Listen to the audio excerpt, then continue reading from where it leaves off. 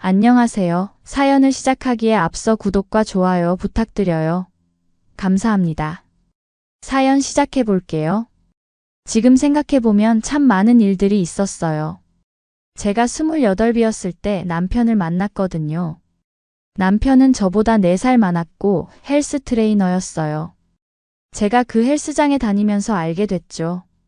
연애할 때는 정말 저한테 지극정성이었어요.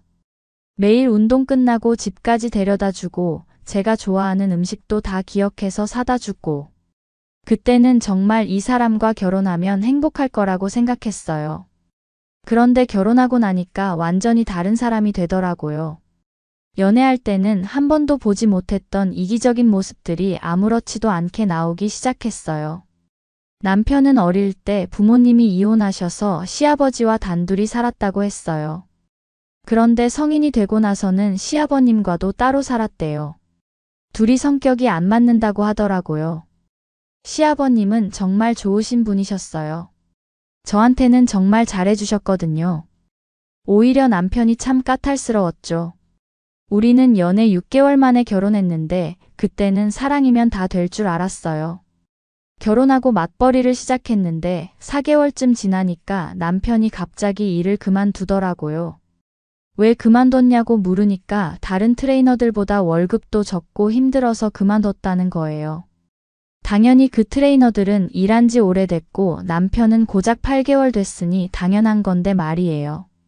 그래서 일을 구한다고 하더니 2개월이 넘도록 제대로 일자리를 찾지 않더라고요. 거기에 눈치도 없이 제가 퇴근할 때 뭐가 먹고 싶다면서 사오라고 하고 생활비도 빠듯한데 정말 답답했어요. 그래서 제가 회사 동료한테 일자리를 소개받아서 남편한테 출근하라고 했어요. 소개받은 자리니까 제 체면 생각해서라도 잘하라고 했는데 그마저도 한 달도 안 돼서 그만둔 거예요. 그 이유도 어이가 없었어요. 거긴 2인 1조로 일을 하는데 같은 조원이 말이 너무 많아서 피곤하다는 거예요. 남편 때문에 화도 나지만 소개해준 지인한테도 너무 미안하고 제 입장이 난처했어요. 결국 그렇게 남편은 이 일 저 일 미루다 갑자기 배달을 하겠다고 하더라고요. 그건 자기 혼자 하고 시간도 자유롭게 쓸 수 있다면서 해보고 싶다고 오토바이를 사달라고 하는 거예요. 그래서 제가 그건 너무 위험하기도 하고 안정적인 직장에 들어가는 게 좋지 않겠냐고 하자. 그럼 안정적인 직장을 구할 때까지만 배달을 하겠대요. 노는 것보단 나을 것 같아서 중고로 200만 원 오토바이를 사줬어요. 그런데 문제는 그 일이 자유롭다더니 너무 자유로운 모양인지 하루에 고작 4, 5만 원만 벌더라고요. 그래도 직장 구하기 전까지 노는 것보단 나으니까 라는 생각으로 지켜봤어요. 그러다 어느새 결혼한 지 1년이 넘고 아이가 생긴 거예요. 너무 걱정이었어요. 제가 아이를 낳으면 휴직을 해야 하는데 아직도 제대로 된 직장을 못 구하고 있는 남편 때문에요. 그런데 임신 7개월에 남편이 사고가 난 거예요. 신호 위반을 하다가 다행히 크게 다치지는 않았지만 팔꿈치가 찢어져서 꿰맸어요. 그래서 그 팔을 굽힐 수가 없다고 또 한 달 넘게 쉬게 된 거죠. 저는 안 되겠다 싶어서 이 정도 사고 난 걸 감사하게 생각하고 배달은 그만두고 빨리 직장을 구하라고 했어요. 알겠다고 대답은 하는데 일도 제대로 안 구하고 또다시 배달을 하기 시작하더라고요. 막막하고 속이 터졌어요. 그리고 정말 운이 좋아서 이 정도인 거지 또 사고가 날까 늘 불안했죠. 시아버님도 남편이 워낙 고집도 세고 그런 걸 알아서 몇 번 얘기했지만 오히려 싸우기만 하더라고요. 시아버님은 저한테 면목이 없다면서 임신했는데 먹고 싶은 거라도 사 먹으라면서 종종 용돈을 주셨어요. 너무 감사했어요. 시아버님이 한 번은 그러시더라고요. 자기 아들이 이렇게 철이 없어서 며느리가 고생한다면서 정말 미안하다고. 본인도 혼자 아들을 키우느라 제대로 못 가르쳤나 보다고 자책하시더라고요. 그리고 제가 직장 다니면서 집안일까지 다 하는 걸 보시고는 정말 안쓰러워 하셨어요.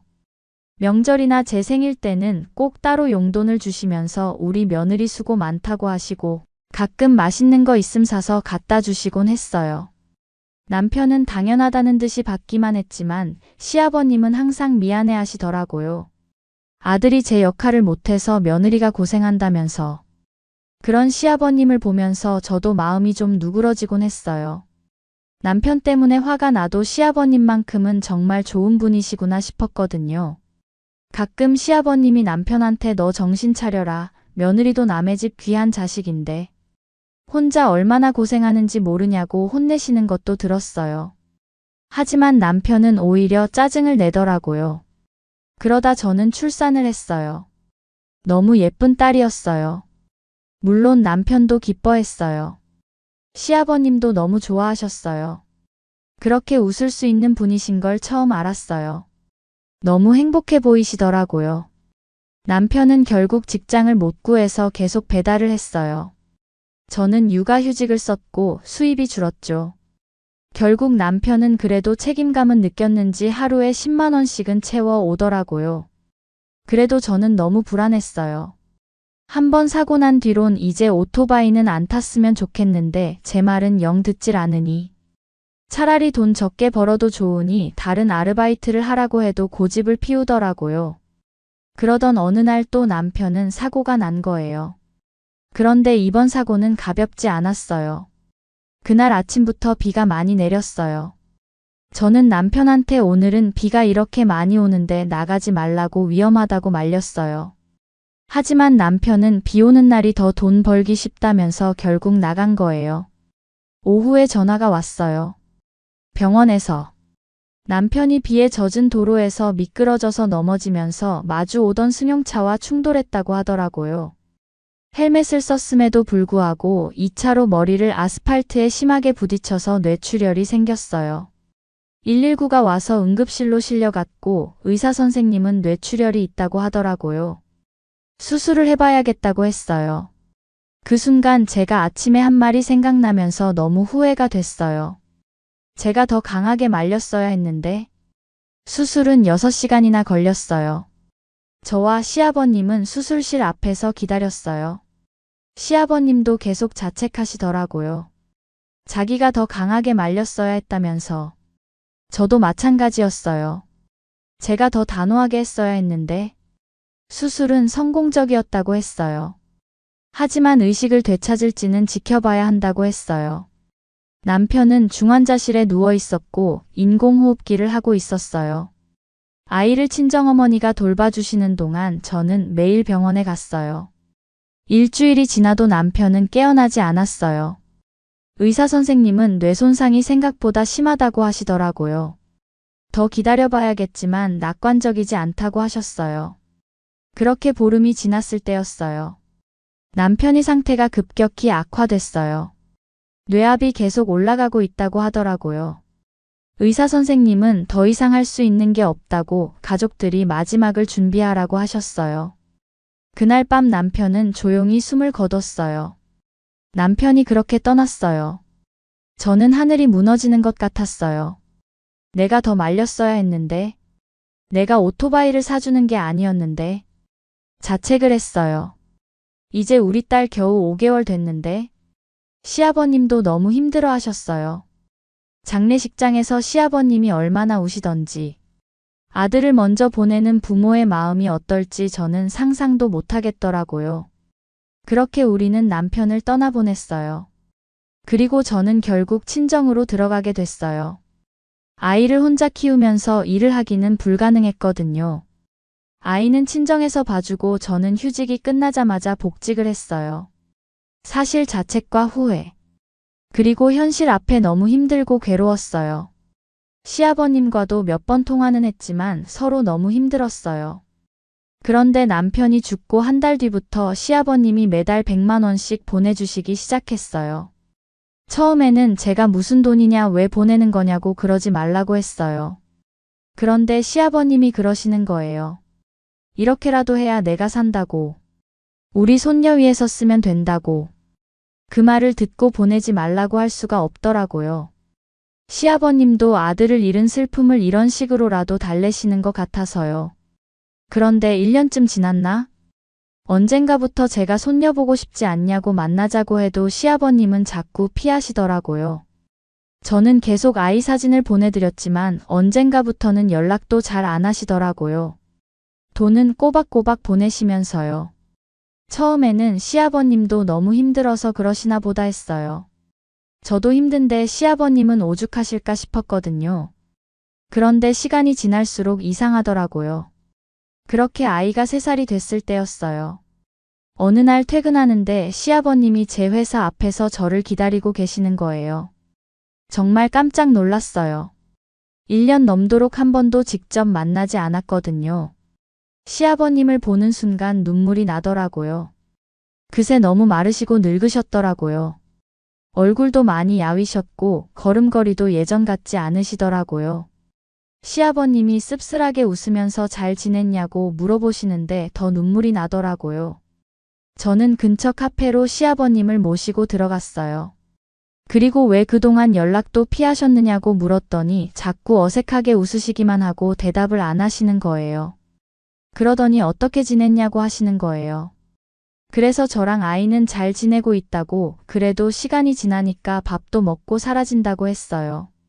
시아버님은 다행이라면서 산 사람은 살아야지 않냐면서 잘하고 있다고 하시더라고요.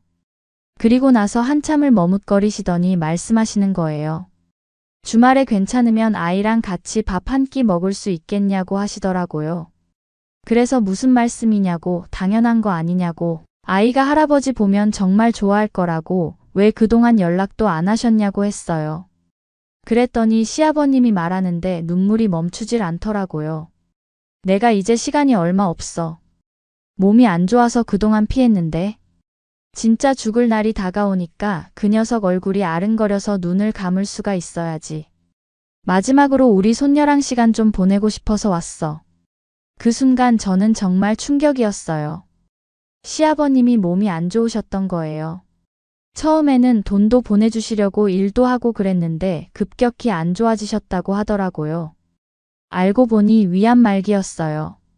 이미 다른 곳에 전이가 된 상태라고 하시더라고요. 그래서 갑자기 그렇게 피하게 된 거였어요. 저한테 또 짐이 되실까봐. 시아버님이 그러시더라고요.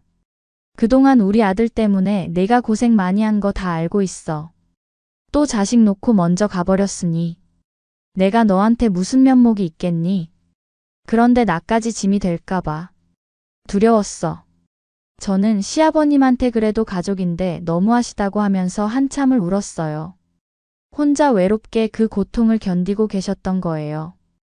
그리고 그 주말에 아이와 만났어요. 아이는 오랜만에 보는 할아버지가 신기했나 봐요. 시아버님은 눈을 떼지 못하시더라고요. 그 모습을 보니까 제 마음도 너무 아팠어요. 왜 진작 말씀 안 하셨을까? 이렇게 고생하시면서. 그날부터 저는 주말마다 계속 아이를 데리고 만났어요. 평일에도 일찍 끝나면 같이 식사도 하자고 하고. 시아버님은 점점 야위시면서도 아이와 함께하는 시간을 너무 소중해 하시더라고요.